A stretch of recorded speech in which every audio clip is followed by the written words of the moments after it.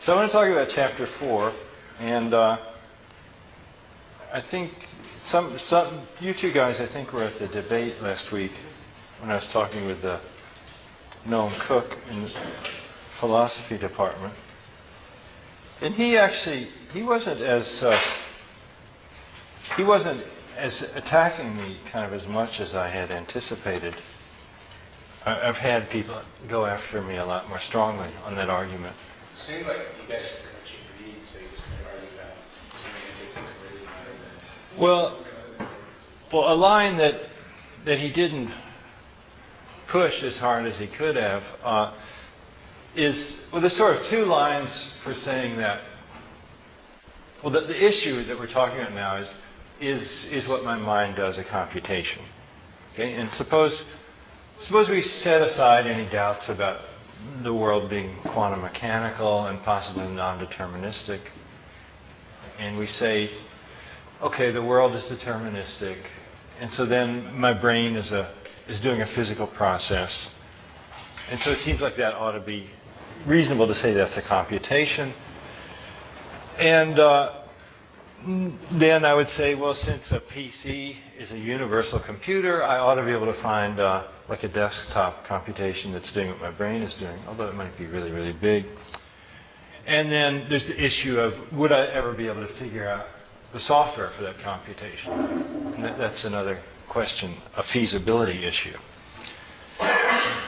Now, some philosophers, and I don't entirely disagree with this viewpoint. They like to nip this right at the root and say, look, what's going on, the experience of being alive, it's just not captured by a deterministic computation. And when you look into your mind, you certainly don't feel like a personal computer. You don't feel like you're executing lines of code. You don't feel like you're being logical. So, how do we get around that? And the other, the kind of core thing that people tend to fall back on, they say, well, if a computer could act just like me, it could maybe say the same kinds of things I did, but deep down it wouldn't have that glow of consciousness that I have. And I'm going to argue that actually there's no reason a computer couldn't have all that too. And we simply, what philosophers tend to do is they say, I'm going to model your syntactic behavior. I'm going to model your ability to answer questions. And I'm not going to put into this model anything about your internal states. And then I'm going to say the model's no good because it doesn't have internal states. And so it's sort of it's a tautology, their approach.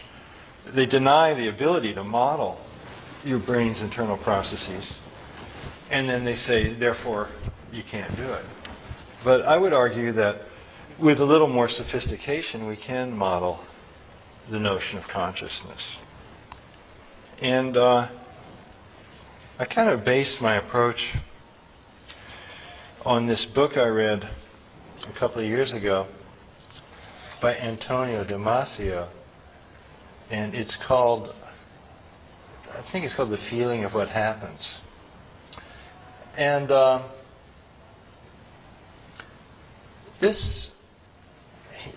I really liked about this book was that it was the first time I ever saw somebody try to set up a specific model of how consciousness arises in the brain. And I'll draw two pictures of this for you. Or maybe more than two pictures. Yeah, sort of. One picture's on page 256. Didn't Minsky do something similar? Well, I mean, Agents. did Minsky do something similar with this idea of agents? Well, maybe.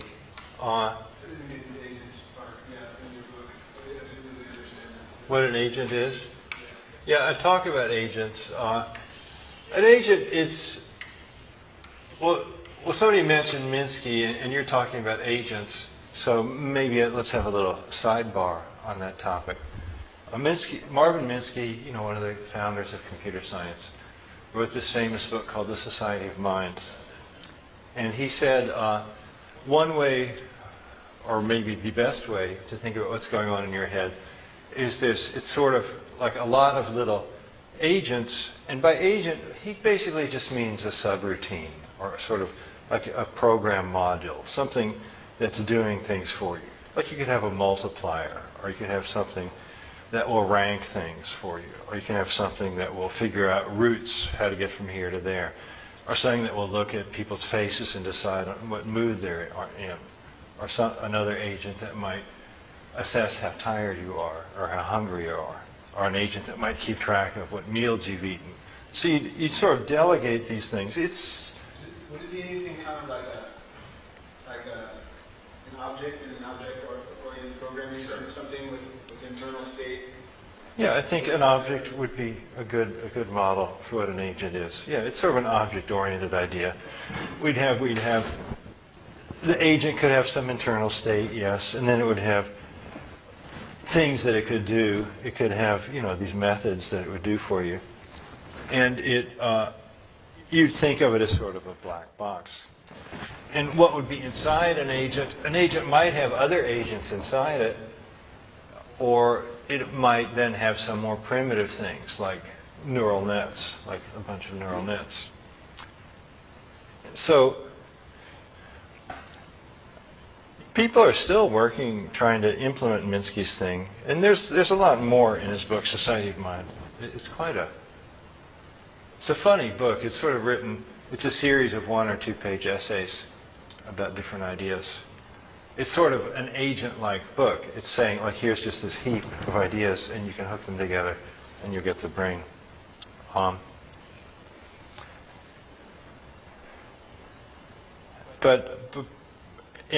Later today I'm going to say, if you were going to try to evolve a mind, that'd be one reasonable kind of architecture to try to use.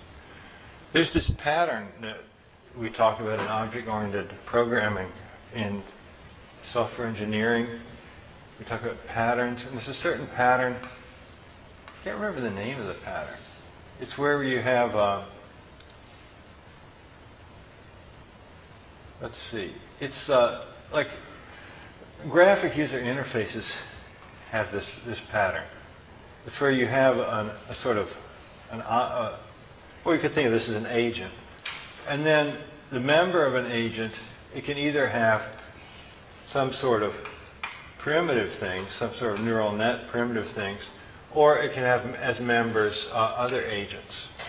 So it's this sort of nested architecture where you can go down, this agent is made of agents, and they're made of sub-agents. But then at the bottom, the agents are always, at the lowest level, you'll have things like neural nets or little state machines. Anyway, getting back to the other thing I wanted to talk about, I wanted to say a little about this idea that consciousness is something that is amenable to being modeled in a computer. And the idea is your brain, you have different things inside your brain. You have a model of the world, and there's sort of 2 levels. You have objects, and then you link the objects together into something that Damasio calls the movie in the brain. Then you have a model of yourself, okay, a sort of a self symbol. And then you're also aware of the interaction between yourself and the movie in the brain. And Damasio says this is sort of where consciousness sets in. Okay? You're active in the world, you see objects, you get a movie in the brain, images of the world's objects plus an image of your body. Then you get an image of your body that includes your current sensations. Then you think about your feelings, you think about how yourself is doing relative to the world.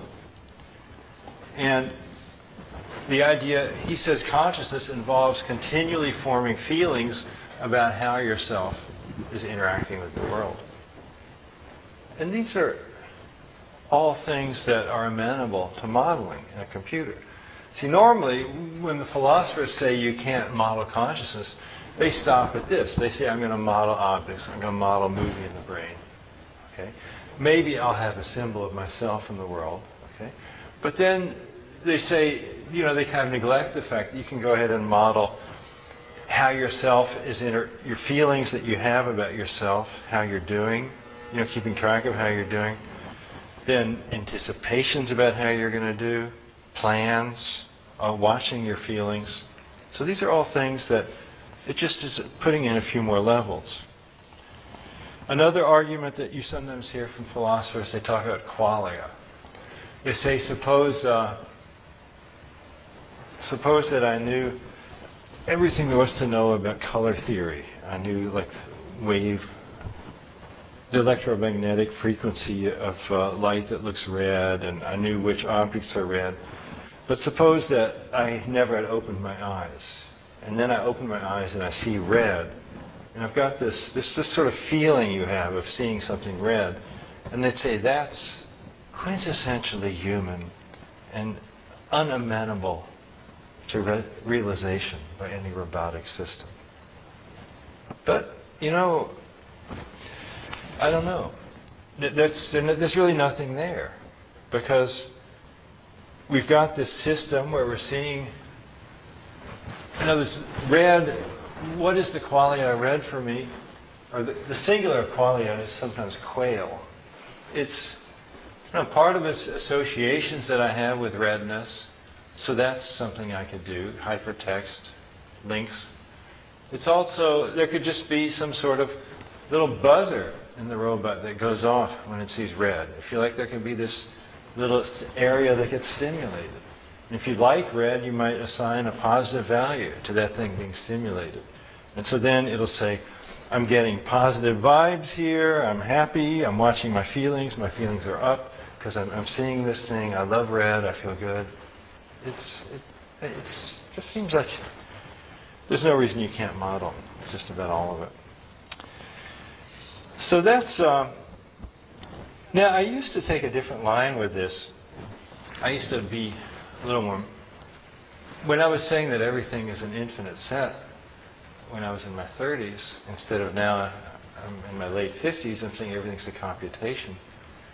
Then I still was curious about this idea of consciousness. And then first I was kind of obsessed with this idea that, like one of the few direct quotes from God that you find in the Bible is Moses says to God, "What's your name?" And God says, "I am that I am." And then it seemed kind of cool to me, because when you strip away your essence of feeling like yourself, what do you say you are? You say, "Well, I am." There's this sort of inner core, this sort of flame inside your head, this flickering flame. It's this I amness. And I have, as I say, I've always sort of liked the mystic philosophy where we feel like God is in everything.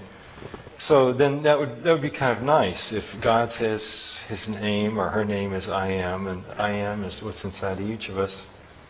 And I used to have this image that a person is like a stained glass image of a figure, and God is like light that's shining through the stained glass. It's the thing that lights you up.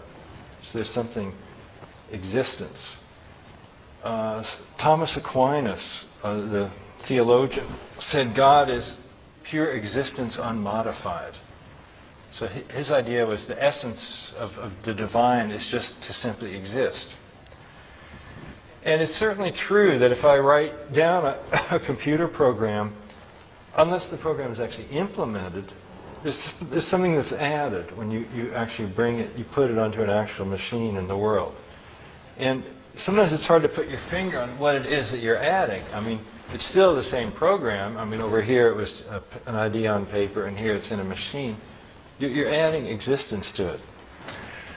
So you might say, well, maybe consciousness is simply existence. That's a view I've kind of often subscribed to. And if you follow that path all the way, then you end up saying that everything is consciousness. Everything is conscious. Which, again, that's an idea I've always liked. Like this piece of chalk is conscious. Now,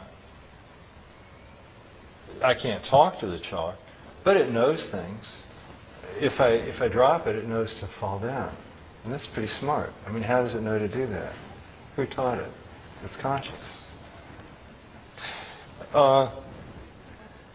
So my sense is that either we can model consciousness, or if you're going to say consciousness is something mystical and magical and divine, then it's sort of like this moisture that gets all over everything. It's like you're in the tropics and everything in your suitcase is damp. And I'm not going to be able to keep existence and divinity and consciousness from being on this device on the table here that's made of all these wires and things. Okay. So I think either way you look at it, it's just the whole idea that there'd be something so unique about us. I mean, what are we? We're just like these sea sponges or these corals, these big rats on two legs. I mean, why would we be so different from everything else in the universe? It's a completely not a very reasonable idea. And when we're getting into these machines that we're building, yes, they are very crude now, and it's easy to make fun of them, but there's no reason that in 100 years they might not really reach the point of being conscious. So I don't really see a problem with that. Now I mentioned By conscious here, you really mean self-aware. I think, yeah. Well, you could use consciousness in various senses. You could use it to mean self-aware. You can use it to mean having the divine light, you know.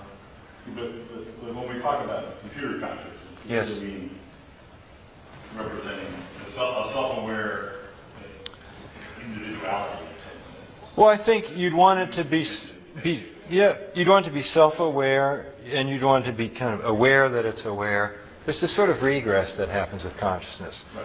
You're aware that you're aware that you're aware that you're aware. So you want it to do all of that, and not just with some cheat, you know, not just by a simple recursion. You want it to have some sort of meat to it. Right. It feels like we. Yeah. Yeah. Well, when I think of consciousness, I think you can say a person's unconscious, you know, a person is not unconscious, or a person is, or I feel like I'm more or that I'm more conscious than I was when I was a kid. Like I feel like like my consciousness is kind of steadily growing. Like I'm aware of kind of a bigger and bigger picture. Yes. Outside of myself than I was when I was younger. You know, I feel like that's getting bigger. Well, it's true. Over your life, though, then sometimes people look at it the other way and they say,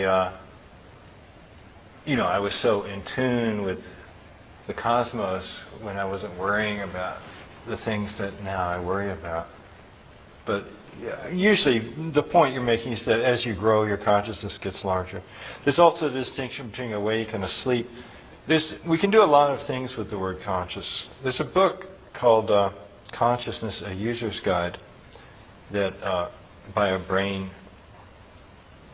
scientist, and he gets into some of those distinctions that you mentioned. But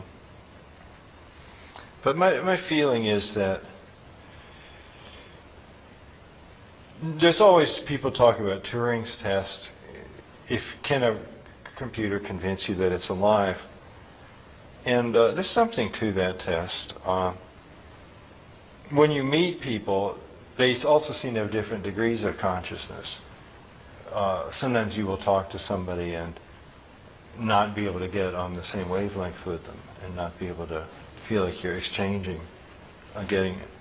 And so if we had some machine where you actually enjoyed talking to it more than a lot of people, then you'd be very tempted to say that it's conscious. But again, I do take sort of a dialectic approach. It doesn't necessarily bother me to believe two diametrically opposite things. I mean, I can see the point where I can argue myself blue in the face, but then I can think, if I'm just sitting out in the sun looking at a tree, I tend not to think of myself as a computation at all. But Actually, for the last year or two, I've been kind of working on convincing myself that maybe even then I'm a computation. And that's kind of an interesting way to be. It's not necessarily reductive or negative to think that.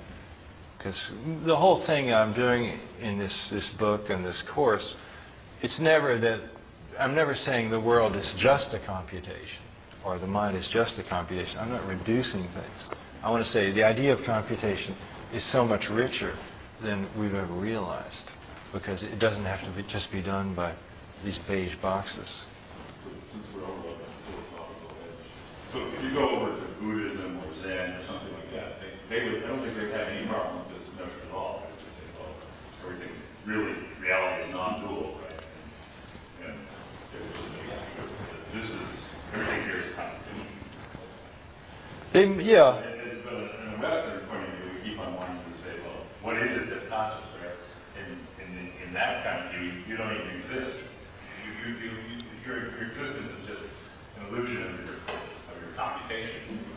Well, yeah, so you're saying maybe in Eastern, like the Zen philosophy, they're more comfortable with saying there's only one kind of thing.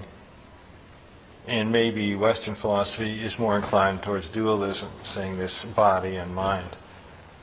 And then we can say what the body wants is bad and what the spirit wants is good. Then we can get money from you. But though whether Buddhism would be comfortable saying everything is a computation, that's not something that well, of course, that's not a concept that you really hear in. I mean, most of the texts are older kinds of things, and that whole worldview. Yeah, the problem is there's all kinds of. Yeah. Some of them are involved in all this myth and others. Yeah. I don't know.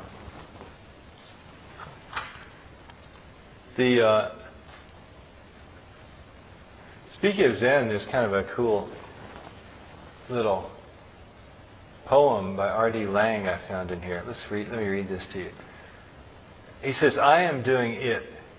So by it, that means your consciousness, your state of mind. I am doing it. Then he says, the it I am doing is the I that is doing it. So I am doing it. I'm generating this consciousness. This consciousness that I'm making is in fact the I that is doing it. I am doing it. The it I am doing is the I that is doing it.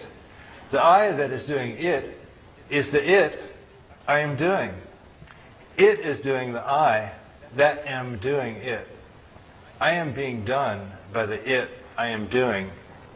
It is doing it. So that does get into kind of a Zen thing. It is doing it. That's the kind of thing you would expect to hear. And that is sort of relaxing when you think, well, maybe it's not up to me, the crown of creation, to control reality. I'm a process. I'm just something that's happening. I'm like a branch waving in the wind. And that's always a good way to be, I think. Now, so that's sort of stuff coming out of section 4.4. I want to say a little about section 4.5 now, and that's where I describe the life box, which I don't have to say too much about it because I've talked about it pretty much in here a few times. I have this idea. There's a little quote here from a story I wrote. Maybe I'll just read that. The life box is a little plastic black thing the size of a pack of cigarettes, and it comes with a lightweight headset with a pinhead microphone like the kind that office workers use. You can use your life box to create your life story, to make something to leave for your children and grandchildren. Frank Watts is an old man using a life box. His name is Ned. White-haired Ned is pacing in his small backyard, a concrete slab with some beds of roses. He's talking and gesturing, wearing the headset and with the life box in his shirt pocket. The life box speaks to him in a woman's pleasant voice. The marketing idea behind the Lifebox is that old duffers always want to write down their life story, and with a Lifebox they don't have to write, they can get by with just talking. The Lifebox software is smart enough to organize the material into a shapely whole, like an automatic ghostwriter. The hard thing about creating your life story is that your recollections aren't linear. They're a tangled banyan tree of branches that split and merge. The Lifebox uses hypertext links to hook together everything you tell it. Then your eventual audience can interact with your stories, interrupting and asking questions. The Lifebox is almost like a simulation of you. So that's an idea I've been thinking about for a few years. And it seems it's just on the verge of being a product that's going to actually be made. Like the Nokia phone company, they have some software called the Life Blog. You can like combine photos and blog. And it seems to me that's something more and more people are going to be doing. In a way, I do it already with my blog, because I put photos on there. I try to record. I've started podcasting. Why bother doing it? Well, it's like the Egyptians putting up a pyramid, you know. It's like you want to make this kind of monument to yourself. Is it fear of death? That's one reason for a Lifebox. The other would be,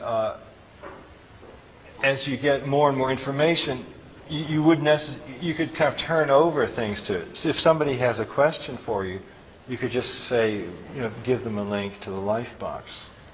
In a really low-level way, there's a feature like in Firefox or Internet Explorer where it'll automatically fill in forms for you. So you've sort of delegated part of your things. It's become a little bit your Lifebox. You get this, a form on a web page, and it'll automatically fill those entries in for you. And you can imagine doing this to a little bit more of a degree. Like if there are people, the thing is, most of the time, I'd rather talk to people in person than have a program talk to them for me. But I suppose it might be, maybe if I were teaching and I had a really heavy load and I had like 20 students scheduled to come to my office and ask more or less the same kinds of questions, there would be a time when you'd say, I wish I could automate this. But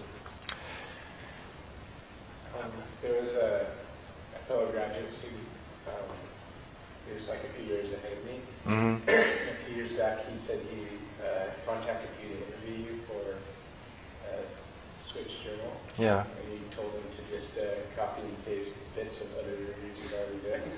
Yeah, I might have done that. Yeah, see, I'm already doing it. Yeah, I have all my email interviews online. So when people want to interview me, I'll say, well, why don't you read this? And then you can take from there. Or if you have a new question, then I can add to it. Usually I do answer people's questions. There's something about the way he approached me that made me give him that sort of... I don't remember exactly what it was. There's another thing, it seems... I mean, a lot of times if you want to introduce yourself to somebody, you'll give them a link to your home page.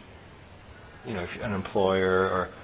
I don't think people usually do that with dates, or maybe they do. You meet a girl, you say, here's my home page, go check it out, and let's get back together. Well, you just kind of assume that if they know your name, They'll do it. Yeah, they'll hunt you down. They'll Google you. Yeah. So part of that, it's a way of putting yourself, it's sort of an adjunct to your personality. Now, when I use Lifebox in the book title, I'm actually saying, well, what if we could kick it up a notch? In other words, what if I had like a home page with my blog and all this other stuff, where it had some software that would animate it a little bit. So in other words, you could ask it something and it would sort of root out on its own an answer. And at a primitive level, I mean, you could say, again, like use the example of a blog. Like my blog has a a little field where you can type in some word and search the blog, and it'll come up, with several entries.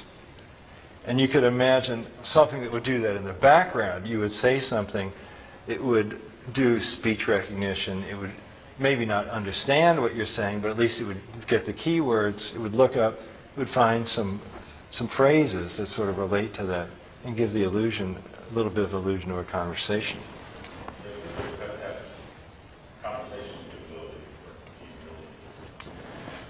Well, it's something you inch up towards.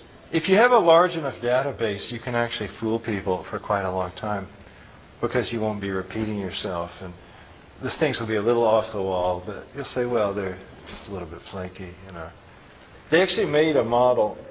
Who did that? Federal Express, for some bizarre reason, made a robot of Philip K. Dick that, I don't know who talked them into this.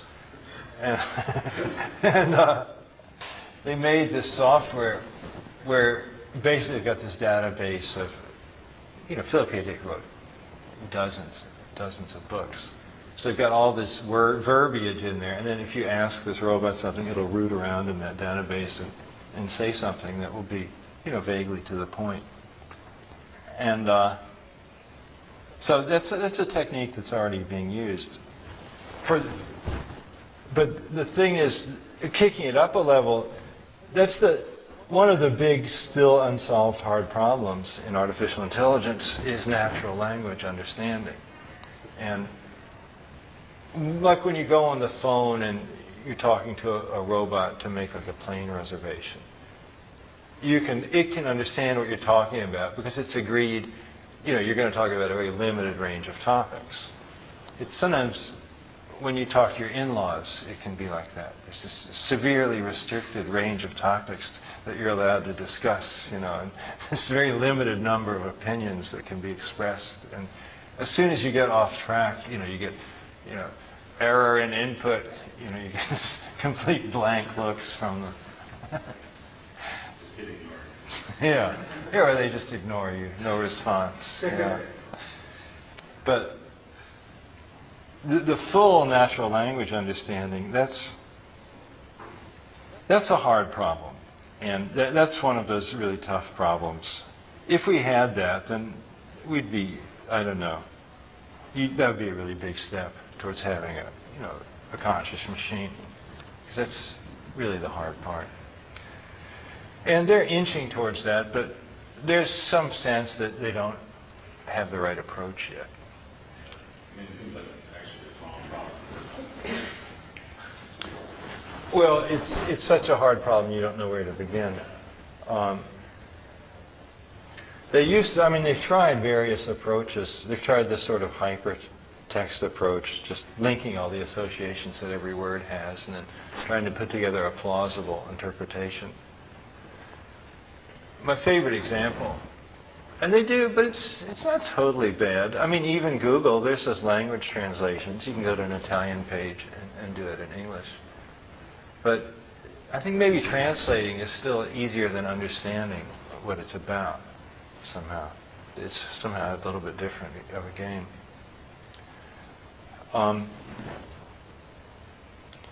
But that would be the long-term thing. Now, maybe, I think we could evolve something to animate the life box. And so that's sort of the next topic that I want to talk about. That's in section 4.6, called the mind recipe. And there's two problems. I think I've mentioned this in here before. One problem is the sort of hardware problem. To get a computer whose flop, when I say flop, that means floating point operation, and per second is understood. So if I say gigaflop, I'm talking about something that does like 1 billion. Today, with our machines, they tend to talk in terms of hertz, but probably hertz, that's the number of clock cycles that your machine has. Like our machines now are typically gigahertz processors. But what we're going to be seeing, I think, in the coming years, we're already starting to see, it'll be more common to have a processor with 2 cores or multiple cores. And then it won't be so much how many clock cycles it has per second, but how many instructions it's going to do per second. And if you get more massively parallel systems, then it really So then you can talk about instructions per second, or the word flop. I've always liked the sound of it. And so there's this thing that I love. There's this scale of prefixes: kilo, mega, giga, tera, peta, exa. Then the others are less well known. And then you get zeta, yada, zana, wada, and sort of made up from here on. Once you get to zeta, then you start going backwards. Yeah. Yes, this is 10 cubed, 10 to the 6th, 10 to the 9th, 10 to the 12th. Peta is 10 to the 15th. Exa is 10 to the 18th. Zeta is 10. They have a sort of logic to the name. I mean, mega, that means like big in Latin. And giga, what does giga mean? I've forgotten. Giga means giant. Oh yeah, mega means large, giga means giant. Tera means monster. Peta, that's like for 5, because that's 10 to the 15th. Exa is sort of like 6, so that's for 18th, which is 10 to the 6 times 3. And then they said, there's the International Bureau of Science. They said, we're running out of prefixes. So let's start with Z here and work our way forward from there. So we'll do Z, Y, X, W. I was just writing, I haven't decided what V would be, but for U, I think it should be UBBA. UBBA flop. But where we are, present-day computers, they're getting into the tera zone, like the so-called supercomputers can do like 100 teraflops. These days, a supercomputer, in the old days, it was like the big iron days. It would be this thing that Cray made, or Silicon Graphics. But now, the architecture that they're using is to have a bunch of just Intel machines that are networked using Linux. And but with those things, they can get 100 teraflops. So we're kind of getting here. Now, when I first got a computer in the 80s, I think we were looking at kiloflops. Now we're at giga. Mega was about 10 years ago. So we keep getting higher. Now, the guess is that humans are somewhere around here. Now, it could be we've overlooked something, okay? But the sense is that there's this Moore's law idea, which says that every 15 years we get 1,000 times as fast. So in 2005, we're at the gigaflop level. In 1990, we're at the megaflop level. In 1975, we're at the kiloflop level. And then by 2020, we'll all have teraflop machines. By 2035, we'll be getting petaflop. And 2050, exaflop. And so somewhere between 2035 and 2050, we're going to be having desktop machines whose capacity is probably equivalent to a human being. And I might also mention the memory tends to go hand in hand with that. Generally speaking, like a megaflop machine, megahertz machine, tended to have megabyte RAM. Now we've got gigaflop machine. It's typical to have almost a gigabyte of RAM on your machine. These things sort of go hand in hand, the RAM. They sort of increase the size of the memory and the speed. Now, where do we get the idea that a person is between peta and exa? Well, I have this sort of table on page 280, and it's always sort of a game. It's kind of fun to do this. The idea is we say, well, look, we've got 10 to the 11th neurons, and a neuron has about 1,000 synapses. Sometimes not that many, but a lot of them have actually that many. Okay? And then that's where like one neuron connects to another. Now, updating a synapse. How many machine steps is that? Well, I said, well, maybe it's like 30 machine steps. Okay, why did I say that? Well, I said, well, maybe there's only a couple of bytes of computer state for each synapse. Now, that might be a radical underestimate. Maybe that's way too simple. But I'm saying maybe to update what's going on at a synapse, I just need to do some simple operations, like adding together what's coming in there and then maybe multiplying by a constant. So it's something like 30 machine instructions. So this is very iffy. Okay? And then we say, how fast does the neuron update? The rate of your neuron, it can do about 100 updates a second. Okay? So actually, a neuron updates 10 times a second. But say simulating a firing event takes 10 sub-updates themselves. So maybe 100 computational updates. Now, if we multiply these four numbers, what we get is 3 times 10 to the 17th updates per second going on in your brain. Okay? And then, so 3 times 10 to the 17th is what? Well, that's just shy of exa. Exa is 10 to the 18th. Okay, so I've got something like 300 petaflop. So this is on the order of 300 petaflop. So just shy of exaflop. So that is, suppose we're going to make this brute force simulation of the brain. We'd have 10 to the 11th neurons. Each neuron would have 1,000 synapses. Updating a synapse, we do some update in parallel like a giant cellular automaton. So let's suppose maybe it'd take 30 machine instructions to update a synapse, where probably you'd just be doing something fairly crude, just adding together a couple of numbers. And then the rate at which the brain runs, the brain does about 100. You'd need to be doing about 100 update steps a second to simulate the brain operation. So again, so we're saying it looks as if I had a 300 petaflop machine.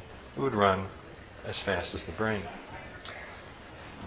Okay, so that's cool. Now and we'll probably have machines like that by 2050. So does that mean we'll have intelligent robots by 2050? Well, no, this is the catch I've mentioned before. It's like when you buy a computer, I mean, it comes to your house, like maybe Dell mails it to you, and there's not much software on it. You know, you've got Windows, but, you know, unless you paid for it, you don't have Microsoft Word, you know, you don't have Mathematica, you don't have Photoshop. It can't do anything. So we've got this computer. You say, here's your human equivalent computer, and you turn it on, and, you know, it just, you get the Windows flag, you know, picture of Bill Gates' latest icon, you know. And you try to talk to it, and it just sits there. So where do I get the software? Well, that's the hard part, because we're born with most of the software.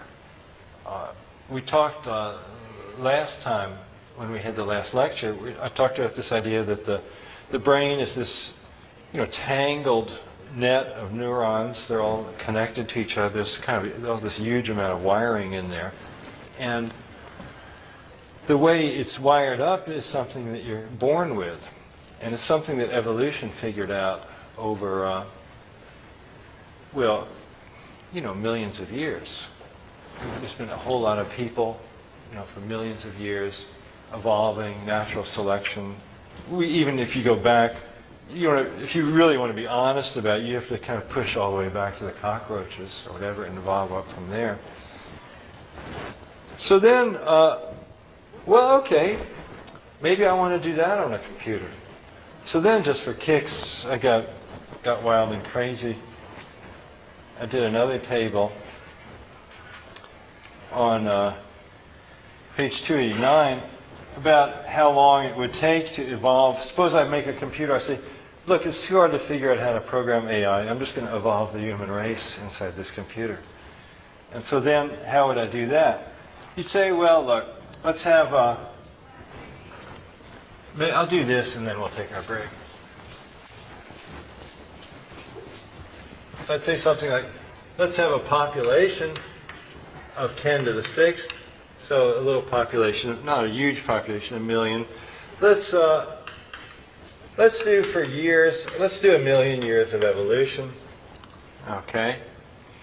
And then, so the number of brain years that I need to simulate is 10 to the 12th. Okay. And then, so I want to simulate 10 to the 12th brain years, but let's see. I figured out here that a brain runs at 3 times 10 to the 17th operations per second. So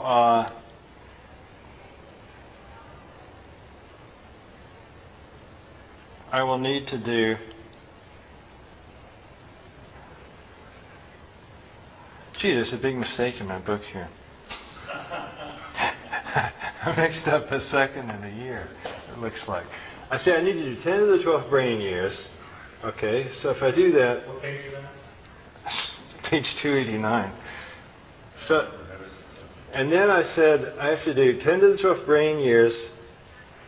Now, to compute a brain year, I need to do 3 times 10 to the 17th updates per second. But then I need to throw in times the number of seconds per year. Now, it looks to me that I didn't multiply by the number of seconds per year.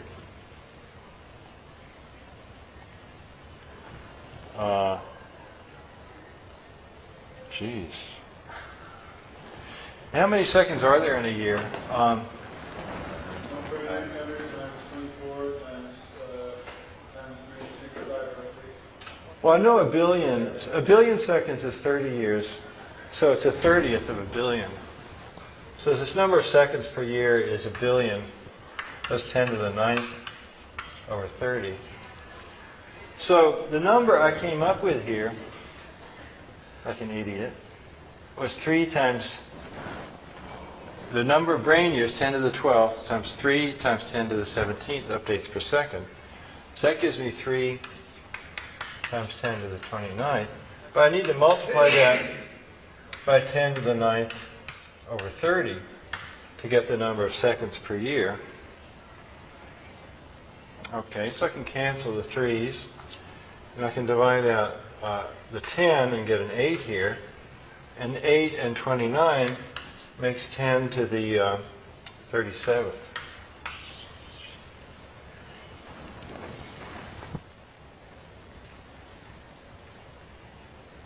Oh no, I'm okay.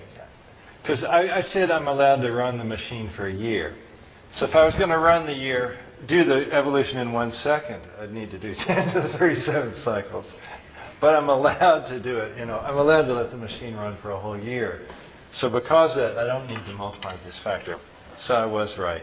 So there's not a big error. So it's going to be 3 times 20.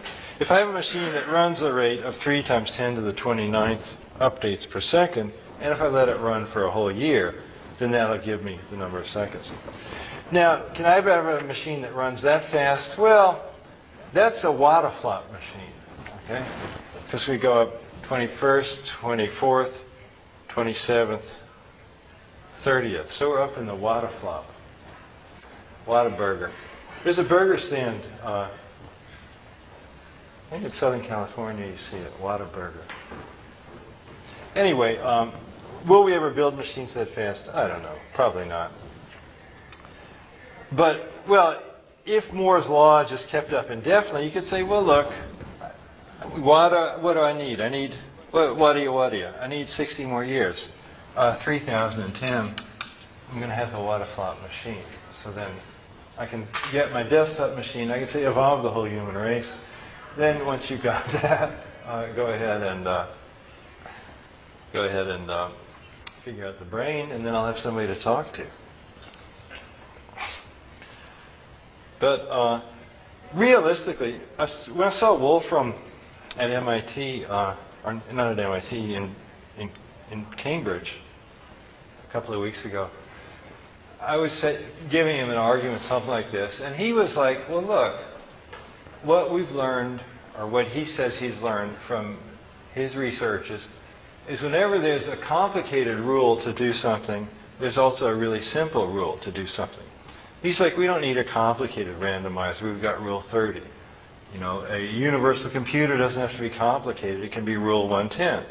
He says, if you get some reasonable architecture for simulating the brain, there's probably going to be some very simple rule that will do well enough. If you just give it a little bit of room to compute on, let it run for a while, it'll probably start generating the right kinds of patterns. And the point he likes to make is because what our rules do is so unpredictable, you're almost wasting your time trying to think. It's like, there's this movie with the Marx Brothers, where they're all trapped in this room, they're locked up, and one of the guys says, we have to think. And Chico says, nah, we already tried that. So then they just go and start shaking everything. And the point is, you might do just as well to just run around the room shaking all the windows. So make a list of the trillion possible brain-like computations and test them all. Do an exhaustive search. And probably there will be one that's not so hard to find. You're probably not going to need a watt-a-flop machine to find it. And the thing is, you won't be able to tell by looking at it that it would work.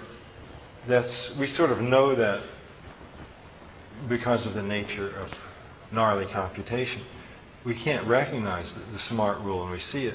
But once you start running it and you find out it's nice to hang out with, and it's designing the Eiffel Tower and writing opera, then you say, okay, it's Rule 77. So we're home free.